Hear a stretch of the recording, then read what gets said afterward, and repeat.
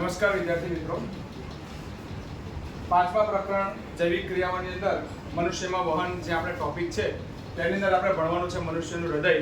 તો મનુષ્યનું હૃદય એ કેવી રીતે કામ કરે છે એ આપણે આકૃતિ દ્વારા પણ સમજીએ, સરસ રીતે આકૃતિ દ્વારા પણ સમજીએ. પહેલા તમને સાદી રીતે સમજાવી દઉં. આ ધારો કે હૃદય છે, એના 4 વિભાગ છે. આ છે જમણું કર્ણક, આ છે જમણું ક્ષેપક, આ છે ડાબું કર્ણક, આ છે ડાબું ક્ષેપક. હવે આપણે આ રુધિર આપણા શરીરની અંદર જે લોહી બને છે એટલે કે રુધિર બને છે તે ભેગું થઈને આવે છે જમણા કર્ણકની અંદર. જમણા કર્ણકમાં જેવું ભેગું થાય તેવું આવે છે જમણા ક્ષેપકમાં. પણ આ લોહી જે છે તે ઓક્સિજન વગરનું લોહી હોય છે, જે આપણા શરીર માટે કામનું નથી. તો તે ફેફસામાં જાય છે, ફેફસામાંથી તે ઓક્સિજન મેળવીને ફરી પાછું હૃદયની અંદર આવે છે. તો એ આવે છે ડાબા કર્ણકની અંદર. ડાબા કર્ણકની અંદર આવે એટલે એ ત્યાંથી ભેગું થઈને ડાબા ક્ષેપકમાં આવે અને આ ડાબા ક્ષેપકમાંથી આપણા આખા શરીરમાં ફરતું થાય છે. એટલે હવે જે લોહી શુદ્ધ કહી શકાય અથવા તો ઓક્સિજન વાળું એ લોહી આપણા શરીરની અંદર ફરે છે. આપણે આ આખી આકૃતિ દ્વારા સમજીએ. તમને એક MCQ પણ પૂછાય છે, મેં કીધું એ પ્રમાણે કે આપણું હૃદય ખાલી જગ્યા ખંડોમાં વિભાજિત થયેલું હોય છે. તો કેટલા ખંડો આવશે? 4 ખંડો. બરાબર છે. હવે આપણે આકૃતિ દ્વારા સમજીએ. બધાનું ધ્યાન અહીં આપજો. આકૃતિ પણ સરસ રીતે આપ દોરી શકો છો મારી જેમ.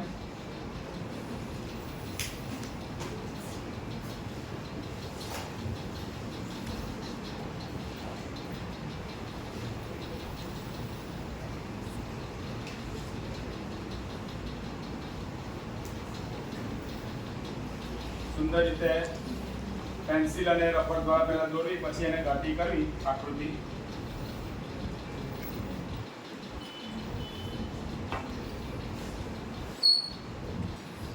આ થઈ ગયું, 4 ખંડોમાં વિભાજિત થઈ ગયું.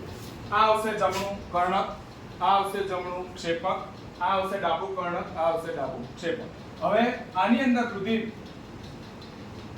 હૃદયની અંદર રુધિર જે પ્રવેશે છે એ આ રીતે અગ્રમહાશિરા કહેવાય છે આને.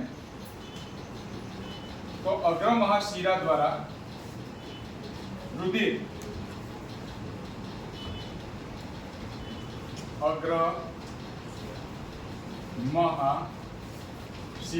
અગ્રમહાશિરા દ્વારા રુધિર જમણા કર્ણકમાં પ્રવેશે છે. આનું નામ છે જમણું ક્ષેપક.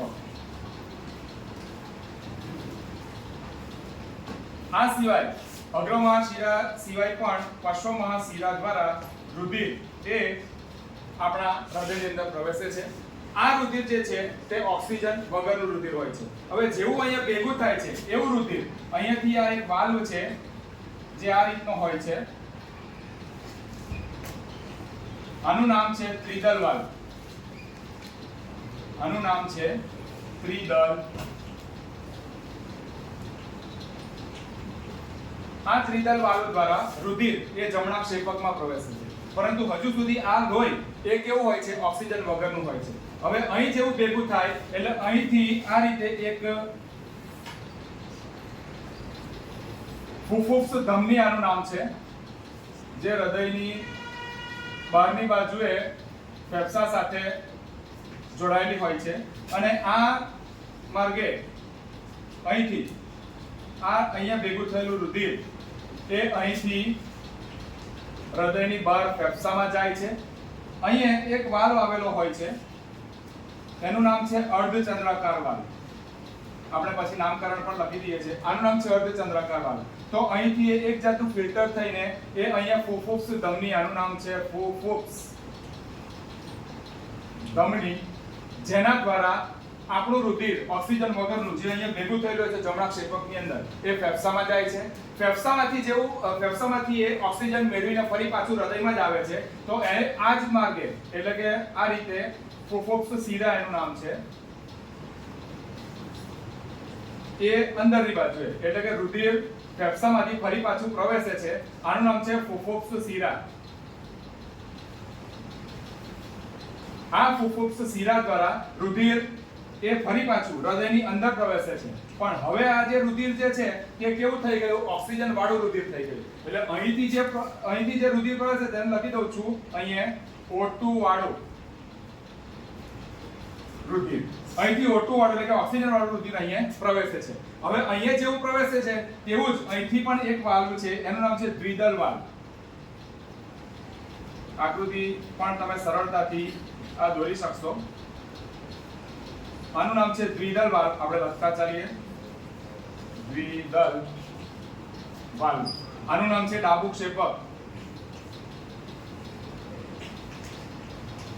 ડાબુ કર્ણક. અહીં આવશે ડાબુ, આ છે ડાબુ ક્ષેપક. ઓકે, અહીંયા બેની વચ્ચે જે પડદો મેં આ દોરેલો છે એનું નામ છે આંતરક્ષેપક પટલ.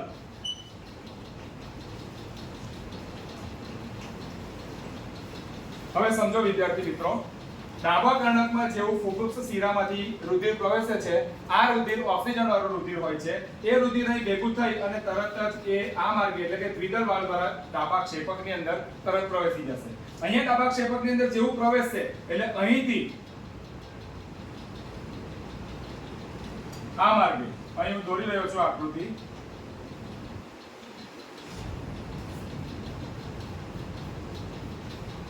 અહીંથી આ માર્ગે અહીં દોરું છું.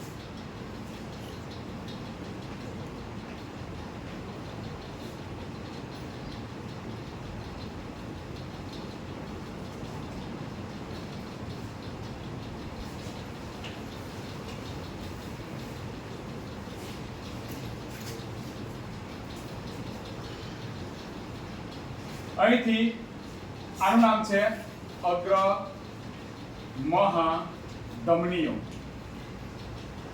આનું નામ છે પશ્વ મહાધમની.